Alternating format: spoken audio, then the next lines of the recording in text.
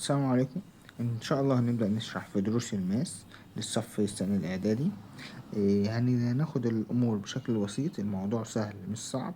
هناخد كل درس ونحل عليه مسائل، وهديكم برضو مسائل تحلوها. هنمشي مع بعض واحدة واحدة كده، ولو حد عنده اي استفسار يسيب لي بس رسالة في كومنت او برسالة على الواتس او اي حاجة يقدر يوصل لي عليها، وانا هبعت لكم الحل بتاعها تاني. طيب واحدة واحدة.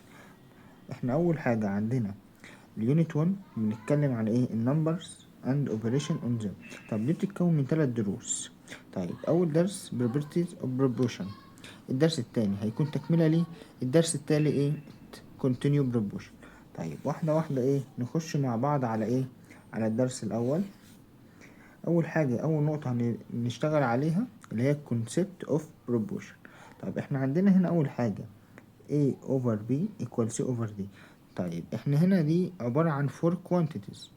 طيب احنا امتى هنقول عليهم in proportion؟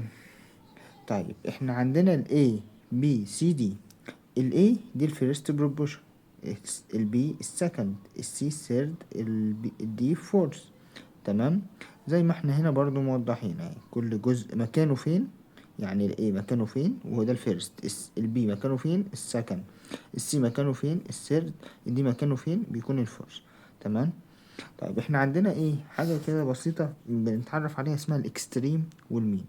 احنا عندنا هنا لما بنضرب ال A في ال D بنسميها الاكستريم. تمام. طيب احنا لو قلنا برضو ال B في ال C كده بنسميها المين. طيب احنا عشان نقول ان العلاقة دي بروبوشن لازم الاكستريم بيساوي المين. يعني ال A مضروبة في ال D بتساوي ال B مضروبة في ال C. طيب بمعنى هنمشي مع بعض واحدة واحدة تاني، اوضح لكم في اكزامبل. دلوقتي احنا عندنا الاكزامبل اهو 1 4 و7 و28. هنرتبهم طبعا زي ما اتعلمنا ان الفيرست بيكون هنا، السكند هنا، الثيرد هنا، الفورث هنا. طيب عشان نقول ان دي بروبوشن او لا بنعمل بنضرب ال A في ال D وال B في ال C ويقول ان المين بيساوي الاكستريم ولا لا. طيب لما نيجي نضرب هنا ال 1 في 28 equal ال 4 في ال 7. كده كده احنا ال 1 في 28 ب 28 زي ما هي equal ال 4 في ال 7 اللي هي كام 28. يبقى الاتنين دول equal بعض، يبقى احنا كده هنقول ان دي المين equal اكستريم، اللي هي احنا نوضحها كده اهو بلون تاني. ال 1 في 28 وال 4 في 27. طيب نيجي للمسألة اللي بعدها. لو عايزين نتأكد هنضرب ال 2 في ال 10 وال 3 في ال 6. لما نيجي نحلها ال 2 في ال 10 بدي ب 20. طب وال 3 في ال 6 ب 18. هل دول يساووا بعض؟ لا ما يساووش بعض.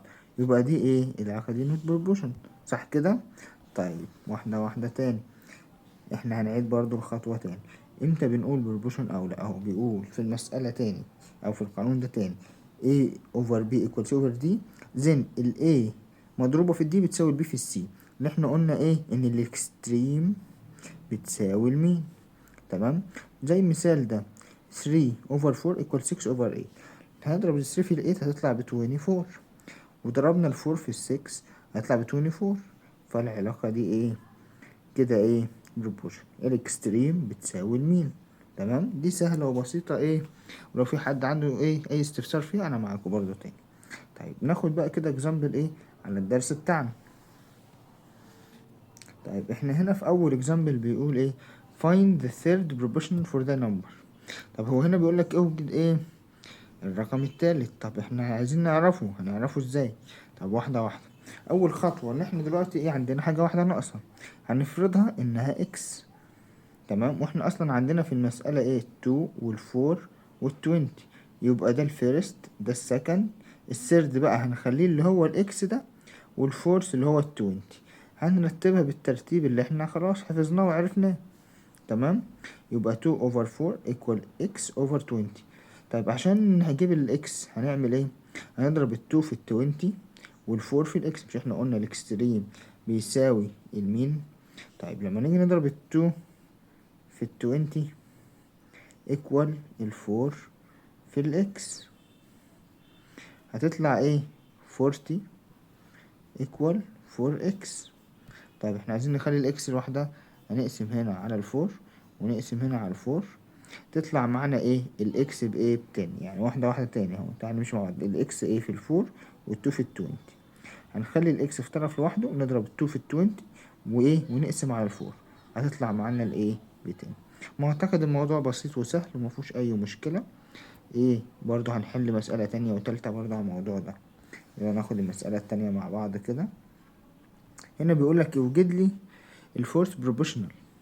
طيب احنا قلنا ده هيكون بقى الفيرست، ده السكند، ده الثيرد. الفورس طبعا زي ما قلنا ايه هنفرضه باكس. طيب تعال نعملها كده في المسألة. 4 over 12 16 over x. هنضرب الطرفين دول في وسطين وهنطلع ايه؟ الاكس.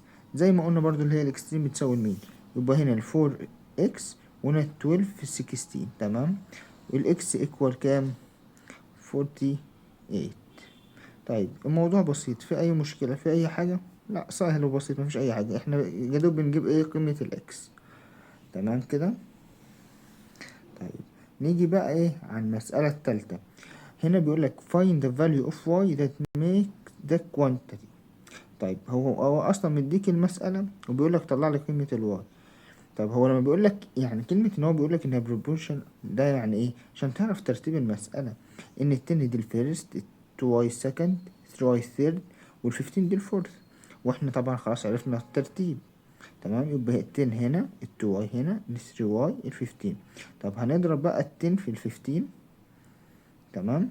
ونضرب التو واي في ثري واي زي ما هو عامل 10 15، وهنا التو واي في ثري واي. التن في الفيفتين 150، والتو واي في ثري واي 6 واي سكوير.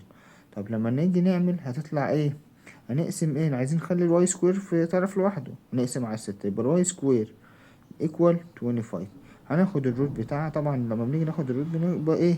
يعني نيجاتيف يا بوزيتيف على حسب الناتج ايه بيطلع بايه. طيب هناخد الروت بتاع ال 25 هيطلع ب 5، فكده الواي ايكوال نيجاتيف او بوزيتيف 5. كده احنا خلصنا اول جزئية في اول درس. انتظروا الفيديو اللي بعده، هنزل لكم ايه باقي شرح الدرس ده.